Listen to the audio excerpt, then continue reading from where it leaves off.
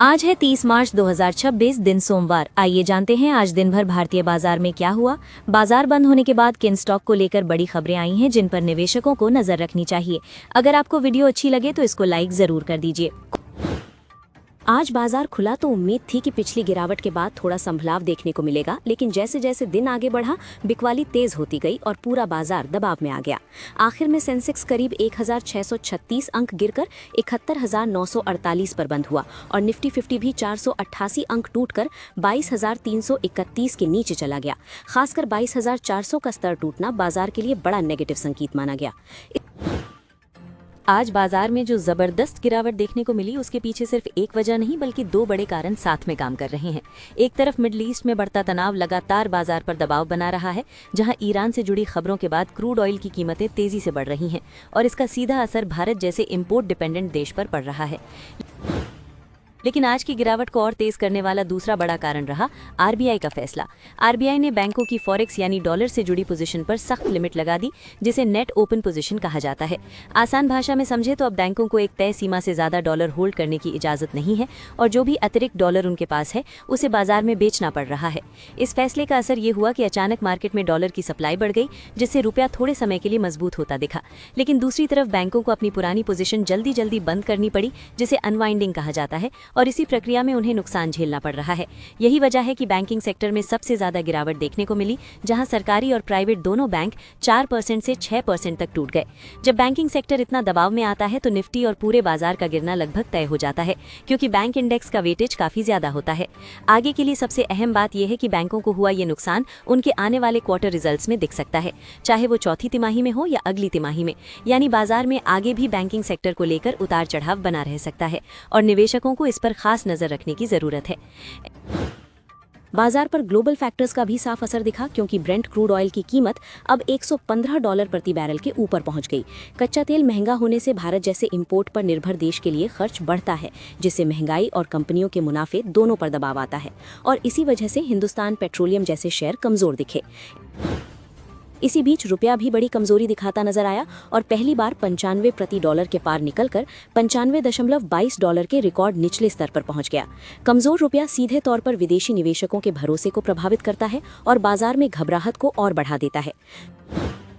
छोटे और मझोले शेयरों में तो और ज्यादा दबाव देखने को मिला, जहां मिड कैप इंडेक्स करीब 1448 अंक टूटकर 52,650 पर आ गया। इसका मतलब ये है कि सिर्फ बड़े शेयर ही नहीं बल्कि पूरे बाजार में बिकवाली फैली हुई थी। हालांकि इस गिरावट के बीच कुछ सेक्टर अलग नजर आए, जैसे शुगर कंपनियों में 11% तक की तेजी देखने को मिली। इसकी वजह ये रही कि क्रूड ऑयल महंगा होने से एथेनॉल की डिमांड बढ़ने की उम्मीद बनती है, जो शुगर कंपनियों के लिए पॉजिटिव माना जाता है। मेटल सेक्टर में भी हल्की मजबूती दिखी, जहां नेशनल एल्यूमिनियम कंपनी करीब 4% चढ़ा। इसकी वजह मिडिल ईस्ट में तनाव और सप्लाई से जुड़ी चिंताएं रहीं, जिससे मेटल की कीमतों को सपोर्ट मिला। दूसरी तरफ कुछ कंपनियों में कंपनी विशेष कारणों से गिरावट आई, जैसे जुबिलेंट फूड वर्क्स को यूपीएल की कमी का असर झेलना पड़ा और शेयर 4% से ज्यादा गिर गया। वहीं आरती फार्मा लैब्स पर यूएस एफडीए की ऑब्जर्वेशन का असर पड़ा, जिससे उसमें भी करीब 3% की कमजोरी आई। दिन के अंत में सबसे बड़ा झटका निवेशकों को तब लगा जब बीएसई में लिस्टेड कंपनियों की कुल मार्केट वैल्यू करीब 10 लाख करोड़ रुपए घट गई। यानी एक ही दिन में निवेशकों की बड़ी संपत्ति बाजार से साफ हो गई। अगर इस पूरी गिरावट के कारणों को समझें तो सबसे बड़ा फैक्टर रुपए की कमजोरी रहा, क्योंकि कमजोर करेंसी से विदेशी निवेश घटता है और बाजार पर दबाव बढ़ता है। इसके साथ ही कच्चे तेल की बढ़ती कीमतों ने महंगाई और देश के खर्च को लेकर चिंता बढ़ा दी, जिससे निवेशकों का भरोसा कमजोर हुआ। इस महीने बैंकिंग सेक्टर में जो गिरावट देखने को मिली है वो काफी समय बाद इतनी बड़ी और चौतरफा रही है। निफ्टी बैंक ने मार्च में 16% से ज्यादा की गिरावट दर्ज की, जो मार्च 2020 यानी कोविड के समय के बाद सबसे खराब प्रदर्शन माना जा रहा है। और सबसे खास बात ये रही कि इंडेक्स के सभी 14 बैंक शेयर डबल डिजिट में गिरे। अगर पूरे सेक्टर को देखें तो किसी एक दो शेयर की नहीं बल्कि हर बैंक में 11% से लेकर 22% तक की गिरावट आई है। इसका मतलब साफ है कि ये गिरावट किसी एक कंपनी की नहीं बल्कि पूरे बैंकिंग सेक्टर सेक्टर में कमजोरी का संकेत दे रही है, जिससे निवेशकों का भरोसा हिलता दिखा। बड़े सरकारी बैंकों में स्टेट बैंक ऑफ इंडिया और यूनियन बैंक ऑफ इंडिया करीब 18% तक टूट गए, जिससे इन शेयरों में निवेश करने वालों को बड़ा झटका लगा। खासकर स्टेट बैंक ऑफ इंडिया में करीब 19% की गिरावट ने इसे इस साल के लिए भी नेगेटिव रिटर्न में डाल दिया, जो निवेशकों के लिए चिंता की बात है। प्राइवेट सेक्टर के दिग्गज HDFC बैंक में भी करीब 17.5% की गिरावट आई और ये 2008 के बाद साल की सबसे खराब शुरुआत मानी जा रही है। दिलचस्प बात यह है कि 2014 के बाद से हर साल पॉजिटिव रिटर्न देने वाला ये शेयर इस बार शुरुआत में ही दबाव में आ गया। मिड और नए बैंकिंग शेयरों में भी हालात बेहतर नहीं रहे। येस बैंक और एक्सिस बैंक करीब 16% तक टूट गए। येस बैंक, जो हाल ही में निफ्टी बैंक में शामिल हुआ है, इस साल अब तक करीब 20% गिर चुका है, जबकि एक्सिस बैंक भी साल भर में लगभग 8% नीचे आ गया है। अगर इस गिरावट में थोड़ा कम नुकसान झेलने वाले शेयरों की बात करें तो AU small finance bank, federal bank और ICICI बैंक अपेक्षाकृत बेहतर रहे, लेकिन फिर भी ये भी 11 से 13% तक गिरे हैं। यानी यहाँ भी गिरावट तो है, बस थोड़ी कम है। इस भारी गिरावट का असर सिर्फ शेयर कीमतों तक सीमित नहीं रहा, बल्कि मार्केट कैपिटलाइजेशन पर भी बड़ा असर पड़ा। सिर्फ एक ही दिन में प्राइवेट बैंकों ने मिलकर करीब 1 लाख करोड़ रुपए की वैल्यू गंवा दी, जो निवेशकों के लिए एक बड़ा झटका है। कुल मिलाकर ये गिरावट ये संकेत दे रही है कि बैंकिंग सेक्टर इस समय कई दबावों से गुजर रहा है, चाहे वो RBI की सख्ती हो, विदेशी निवेशकों की बिकवाली हो या ग्लोबल अनिश्चितता। और जब तक ये फैक्टर्स शांत नहीं होते, तब तक HDFC बैंक से जुड़े इस इस्तीफे ने बैंकिंग सेक्टर में बड़ा सवाल खड़ा कर दिया है, जहां पूर्व चेयरमैन ने शिरीन भन को दिए इंटरव्यू में साफ कहा कि AT1 बॉन्ड की मिस सेलिंग को सिर्फ टेक्निकल गलती मानना सही नहीं है। उनके मुताबिक जब बड़ी संख्या में ग्राहक प्रभावित हों तो ये मामला ज्यादा गंभीर बन जाता है और बैंक की साख पर सीधा असर डालता है। इस विवाद का असली मुद्दा AT1 बॉन्ड की गलत बिक्री है, जहाँ ग्राहकों, खासकर NRI निवेशकों को इसे सुरक्षित निवेश जैसा बताया गया, जबकि ये हाई रिस्क इंस्ट्रूमेंट होता है। आरोप ये भी है कि कुछ मामलों में ग्राहकों को पूरी जानकारी नहीं दी गई, जिससे अब रेगुलेटर्स की नजर इस पूरे मामले पर और सख्त हो गई है। इस पूरे घटनाक्रम से एक बड़ी बात सामने आती है कि बैंकिंग सेक्टर में कॉर्पोरेट गवर्नेंस और कस्टमर प्रोटेक्शन कितने अहम है। ये मामला अब सिर्फ HDFC बैंक तक सीमित नहीं रहा, बल्कि पूरे सेक्टर के लिए एक चेतावनी बन गया है कि पारदर्शिता और सही जानकारी देना सबसे जरूरी है, वरना भरोसा टूटने का खतरा हमेशा बना रहता है। सोलर वर्ल्ड एनर्जी सॉल्यूशंस को NTPC से 283 करोड़ रुपए के BESS प्रोजेक्ट्स मिले हैं, जिनमें उंचाहर 50 मेगावाट/100 मेगावाट आवर और सोलापुर 75 मेगावाट/150 मेगावाट आवर शामिल हैं। इसका मतलब है कि कंपनी अब सिर्फ बिजली उत्पादन ही नहीं, बल्कि स्टोरेज टेक्नोलॉजी में भी अपनी पकड़ मजबूत कर रही है। BHEL को 13,500 करोड़ रुपए का बड़ा ऑर्डर NTPC से मिला है, जो तेलंगाना के 3x800 मेगावाट थर्मल प्रोजेक्ट से जुड़ा है। इतना बड़ा ऑर्डर कंपनी की ऑर्डर बुक को मजबूत करेगा और आने वाले समय में रेवेन्यू विजिबिलिटी को बेहतर बनाएगा, जिससे लॉन्ग टर्म ग्रोथ को सपोर्ट मिलेगा। ICICI सिक्योरिटीज का मानना है कि डिफेंस सेक्टर आने वाले वर्षों में लगातार ग्रोथ दिखा सकता है, क्योंकि सरकार का कैपेक्स बढ़ रहा है और एक्सपोर्ट भी तेजी से बढ़ रहे हैं। इसी वजह से HAL जैसे मजबूत ऑर्डर बुक और टेक्नोलॉजी वाली कंपनियों को लॉन्ग टर्म के लिए अच्छा माना जा रहा है। हरियाणा में कोटक महिंद्रा बैंक और AU स्मॉल फाइनेंस बैंक में ब्रांच में पुलिस जांच चल रही है, जहां संदिग्ध ट्रांजैक्शन की पड़ताल हो रही है। इसके अलावा कोटक ने एक म्यूनिसिपल केस में करीब 120 करोड़ रुपए का भुगतान भी किया है, जिससे शॉर्ट टर्म में बैंक की छवि और सेंटिमेंट पर असर पड़ सकता है। पीक 15 सपोर्टेड टर्टल मिंट अब 2000 करोड़ रुपए के IPO की तैयारी कर रही है और 1.3 से 1.5 बिलियन डॉलर वैल्यूएशन टारगेट कर रही है। ये दिखाता है कि भारत में डिजिटल इंश्योरेंस प्लेटफॉर्म्स में निवेशकों की दिलचस्पी बढ़ रही है और ये सेक्टर तेजी से ग्रो कर रहा है। वेदांता ने $5 बिलियन के US निवेश की खबरों को लेकर साफ किया है कि अभी कोई फाइनल डील या एग्रीमेंट नहीं हुआ है, यानी फिलहाल ये सिर्फ संभावनाओं के स्तर पर है, जिससे निवेशकों को अफवाहों के बजाय आधिकारिक अपडेट। CoinDCX ने फाउंडर्स की गिरफ्तारी और 72 घंटे में बेल के बाद यूजर्स का भरोसा मजबूत करने के लिए 100 करोड़ रुपए का साइबर सेफ्टी फंड लॉन्च किया है। साथ ही डिजिटल सुरक्षा नेटवर्क भी शुरू किया गया है, जो ऑनलाइन फ्रॉड, इम्पर्सनेशन, स्कैम और यूजर सुरक्षा से जुड़े मामलों में मदद करेगा, जिससे प्लेटफॉर्म पर ट्रस्ट और सिक्योरिटी बढ़ाने की कोशिश है। IREDA के शेयर में गिरावट जारी है, जो 4.66% टूटकर 109 रुपए के आसपास बंद हुआ और एक साल में करीब 32% गिर चुका है। हालांकि कंपनी ने 1650 करोड़ रुपए की ECB deal Sumitomo Mitsui banking corporation के साथ की है, जिससे उसकी फंडिंग क्षमता मजबूत होगी और रिन्यूएबल प्रोजेक्ट्स को सपोर्ट मिलेगा। निवेशकों के लिए संकेत मिक्स्ड है, क्योंकि गिरावट के बावजूद FII हिस्सेदारी बढ़ी है और रिटेल निवेशक भी बड़ी संख्या में जुड़े हैं। इसका मतलब है कि लॉन्ग टर्म भरोसा बना हुआ है, इसलिए ये स्टॉक फिलहाल रिस्क और अवसर दोनों का मिश्रण दिखाता है। NSE के IPO अब तेजी से आगे बढ़ रहा है क्योंकि कंपनी ने OFS नोटिस जारी कर दिया है। इसका मतलब है कि IPO की प्रक्रिया औपचारिक रूप से शुरू हो चुकी है। इस OFS में सिर्फ वही शेयर होल्डर्स हिस्सा ले सकते हैं जिनके पास 15 जून 2025 से पहले के शेयर हैं और उन्हें 27 अप्रैल 2026 तक EOI यानी इंटरेस्ट दिखाना होगा। ज्योति स्ट्रक्चर्स को अदानी इलेक्ट्रिसिटी मुंबई से 88.33 करोड़ रुपए का नया ऑर्डर मिला है जो मुंबई कोस्टल रोड प्रोजेक्ट से जुड़ा है। ये ऑर्डर कंपनी के लिए पॉजिटिव जरूर है क्योंकि इससे पता चलता है कि कंपनी अभी भी नए प्रोजेक्ट जीत रही है, लेकिन सिर्फ एक ऑर्डर से पूरी तस्वीर बदलती नहीं है। इस शेयर की असली कहानी समझना जरूरी है क्योंकि कभी 327 रुपए तक पहुंचा ये शेयर अब 10 रुपए के आसपास है और इसके पीछे भारी कर्ज 2017 में करीब 7,000 करोड़ के डिफॉल्ट के बाद NCLT में जाना और लंबे समय तक चली इंसॉल्वेंसी प्रक्रिया जैसे बड़े कारण रहे हैं। यानी ये सिर्फ सस्ता शेयर नहीं बल्कि एक high risk turn around story है। छोटे निवेशकों के लिए सबसे जरूरी बात यह है कि ऐसे शेयरों में सिर्फ लो प्राइस देखकर एंट्री लेना खतरनाक हो सकता है। जब तक कंपनी को लगातार ऑर्डर मिले, कर्ज कम हो, कैश फ्लो सुधरे और मैनेजमेंट स्थिर दिखे, तब तक इसे सुरक्षित निवेश नहीं माना जा सकता।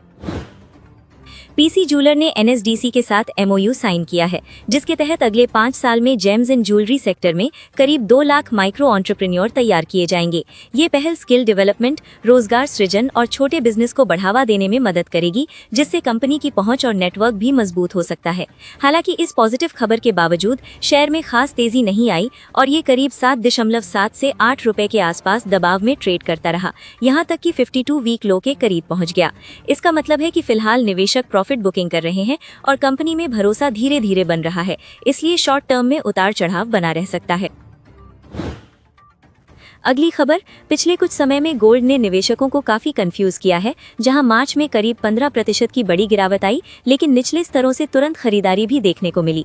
इसका मतलब साफ है कि जैसे ही कीमतें गिरती हैं, बड़े निवेशक बाय ऑन डिप्स रणनीति अपनाते हैं, जिससे लॉन्ग टर्म भरोसा अभी भी बना हुआ है, भले ही शॉर्ट टर्म में उतार चढ़ाव ज्यादा हो।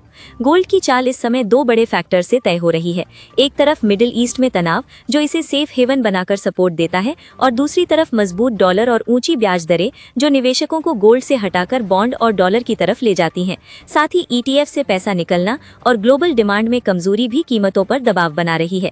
आगे की दिशा पूरी तरह ग्लोबल हालात पर निर्भर है। अगर जंग बढ़ती है और महंगाई बढ़ती है तो गोल्ड फिर तेजी पकड़ सकता है, लेकिन अगर हालात सुधरते हैं तो गिरावट जारी रह सकती है। हालांकि लंबी अवधि में गोल्ड अभी भी मजबूत एसेट बना हुआ है क्योंकि सेंट्रल बैंक्स की खरीदारी और जियोपॉलिटिकल रिस्क इसे सपोर्ट देते रहेंगे। अगली खबर, बैंकिंग सेक्टर में इन दिनों 4,000 करोड़ रुपए के फॉरेक्स नुकसान की खबर से डर का माहौल जरूर बना है, लेकिन एक्सपर्ट्स इसे उतना बड़ा संकट नहीं मान रहे। हीलियोस कैपिटल के समीर अरोड़ा के अनुसार ये पूरी तरह नया नुकसान नहीं है, बल्कि पहले रुपए की कमजोरी के दौरान जो मुनाफा हुआ था उसी का एक हिस्सा अब एडजस्ट हो रहा है। सरल भाषा में समझें तो जब रुपया पिछले 1 महीने में 4% से ज्यादा गिरा, तब बैंकों ने अपनी FX पोजीशन से अच्छा फायदा कमाया होगा। अब रिजर्व बैंक ऑफ इंडिया के नए नियमों के चलते उन्हें ये पोजीशन कम करनी पड़ रही है, जिसे अनवाइंडिंग कहा जाता है, और इसी वजह से कुछ मुनाफा वापस जाता हुआ दिख रहा है। निवेशकों के लिए यहाँ सबसे जरूरी बात यह है कि इस खबर को लेकर ज्यादा घबराने की जरूरत नहीं है। ये किसी बड़े नुकसान या संकट का संकेत नहीं, बल्कि एक तरह से प्रॉफिट बुकिंग जैसा मामला है। इसलिए बैंकिंग सेक्टर की ओवरऑल मजबूती पर नजर रखना ज्यादा जरूरी है, बजाय छोटी अवधि की खबरों से प्रभावित होने के। अगली खबर, वित्त मंत्री निर्मला सीतारमन ने लोकसभा में साफ कहा कि इंसॉल्वेंसी एंड बैंक्रप्सी कोड यानी IBC ने भारत के बैंकिंग सेक्टर की सेहत सुधारने में बहुत अहम भूमिका निभाई है। खासकर NPA यानी खराब लोन की रिकवरी में ये कानून काफी असरदार साबित हुआ है और बैंकों को फंसे हुए पैसों का बड़ा हिस्सा वापस मिल पाया है। सरकार अब IBC को और मजबूत बनाने की दिशा में काम कर रही है, जिसके तहत इंसॉल्वेंसी एंड बैंक्रप्सी बिल 2025 लाया गया है। इसमें करीब 12 बदलाव प्रस्तावित हैं, जिनका मकसद दिवालिया मामलों को तेजी से सुलझाना और प्रक्रिया को ज्यादा एफिशिएंट बनाना है, ताकि कंपनियों और बैंकों दोनों को जल्दी राहत मिल सके। इस पूरे सिस्टम का एक बड़ा फायदा ये भी सामने आया है कि जो कंपनियां इंसॉल्वेंसी प्रक्रिया से बाहर आई हैं, उनकी काम करने की शैली और कॉर्पोरेट गवर्नेंस बेहतर हुई है। यानी IBC सिर्फ लोन रिकवरी का जरिया नहीं रहा, बल्कि इसने कंपनियों को ज्यादा जिम्मेदार और पारदर्शी बनाने में भी अहम योगदान दिया है। अगली खबर, ईरान वॉर और बढ़ते एनर्जी संकट के असर को देखते हुए सरकार इंडस्ट्री को राहत देने की तैयारी में है, जहां लोन रीपेमेंट पर मोरेटोरियम देने का विकल्प गंभीरता से चर्चा में है। खासकर एक्सपोर्टर्स और उन सेक्टर्स पर फोकस किया जा रहा है जिनकी लागत बढ़ गई है और मुनाफे पर दबाव साफ दिख रहा है। सरल भाषा में समझे तो मोरेटोरियम का मतलब ईएमआई से छुटकारा नहीं, बल्कि कुछ समय के लिए राहत होता है। जैसे अगर किसी कंपनी की हर महीने 1 लाख रुपए की ईएमआई है और उसे 3 महीने का मोरेटोरियम मिल जाता है, तो वो 3 महीने तक किश्त नहीं देगी और उसके पास 3 लाख रुपए कैश बच जाएगा, जिसे वो अपने बिजनेस को चलाने में इस्तेमाल कर सकती है। इस राहत का सबसे बड़ा फायदा ये होगा कि कंपनियों का कैश फ्लो सुधरेगा और वे सैलरी, कच्चा माल और रोजमर्रा के खर्च आसानी से संभाल पाएंगी। खासकर ऐसे समय में जब एनर्जी महंगी हो गई है, ये राहत कंपनियों को दबाव से बाहर निकलने में मदद कर सकती है। इसके अलावा मोरेटोरियम से कंपनियों के डिफॉल्ट होने का खतरा भी कम होगा, क्योंकि जब ईएमआई का दबाव कुछ समय के लिए हट जाता है तो कंपनियों को खुद को संभालने का मौका मिल जाता है। इससे न सिर्फ बिजनेस जारी रखना आसान होता है, बल्कि बैंकिंग सिस्टम पर भी खराब लोन यानी एनपीए का खतरा कम हो सकता है। अगली खबर, फरवरी 2026 में भारत का औद्योगिक उत्पादन आईआईपी बढ़कर 5.2% पर पहुंच गया, जो जनवरी के 4.8% से बेहतर था। इस बढ़त की सबसे बड़ी वजह मैन्युफैक्चरिंग सेक्टर रहा, जिसमें 6% की ग्रोथ देखने को मिली। साथ ही कैपिटल गुड्स यानी मशीनरी और इंफ्रास्ट्रक्चर से जुड़े प्रोडक्ट्स में 12.5% की तेज उछाल ने ये संकेत दिया कि देश में निवेश और विकास गतिविधियां अभी भी मजबूत बनी हुई हैं। हालांकि ये ग्रोथ पूरी तरह संतुलित नहीं रही, क्योंकि बिजली उत्पादन की ग्रोथ घटकर 2.3% रह गई और माइनिंग सेक्टर भी धीमा पड़ा। दूसरी तरफ कंज्यूमर डिमांड में भी मिला जुला रुझान दिखा, जहां कंज्यूमर ड्यूरेबल्स में 7.3% की मजबूती रही, लेकिन रोजमर्रा के जरूरी सामान यानी नॉन ड्यूरेबल्स में 0.6% की गिरावट आई, जो ये बताता है कि आम उपभोक्ता की खर्च करने की क्षमता अभी पूरी तरह मजबूत नहीं हुई है। इंफ्रास्ट्रक्चर और कंस्ट्रक्शन से जुड़े सेक्टर्स में 11.2% की अच्छी ग्रोथ और इंटरमीडिएट गुड्स में 7.7% की बढ़त ये दिखाती है कि इंडस्ट्री का बेस मजबूत है। कुल मिलाकर आईआईपी डेटा ये संकेत देता है कि भारत में ग्रोथ फिलहाल निवेश के दम पर चल रही है, जबकि कंजम्पशन अभी भी थोड़ा कमजोर नजर आ रहा है। अगली खबर, भारत सरकार ने इलेक्ट्रॉनिक सेक्टर को मजबूत बनाने के लिए 7,100 करोड़ रुपए के नए निवेश को मंजूरी दी है।